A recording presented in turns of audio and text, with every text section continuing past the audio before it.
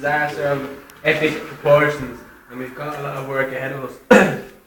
Vast schools formed a distribution point where the UN World Food Programme handed out high energy food which had been delivered under armed guard. Florence Lewis, 29, 7 months pregnant, with 2 children, was one of thousands of Haitians who gathered at a gate